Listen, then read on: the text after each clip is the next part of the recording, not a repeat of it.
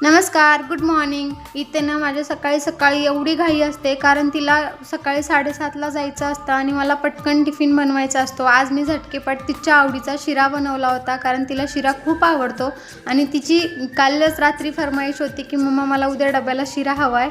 म्हणून तिच्यासाठी पटकन असा शिरा बनवून घेतला. तिचा टिफिन पॅक करून तिला बाय करून दिलं. मग ती गेल्यानंतर थोडं किचन आवरून घेतलं आणि मस्त असा अर्धा कप चहा करून चहा घेतला निवांत बसून.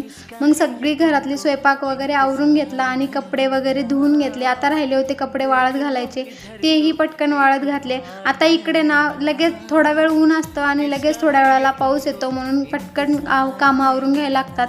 आणि दुपारी मी आणि माझं पिल्लू मस्त असं जेवण केलो आणि थोडा वेळ झोपी गेलो. त्यानंतर उठल्यानंतर संध्याकाळच्या वेळेस सगळे कपड्यांच्या घड्या वगैरे घालून कपडे जागच्या जागी ठेवून दिले. आणि मी काही काम करते त्यांनी काही मध्ये आला नाही असं होणारच नाही. त्याला एवढी घाई असते, मोबाईल लावून दे, हे लावून दे, असंच असतं त्याचं.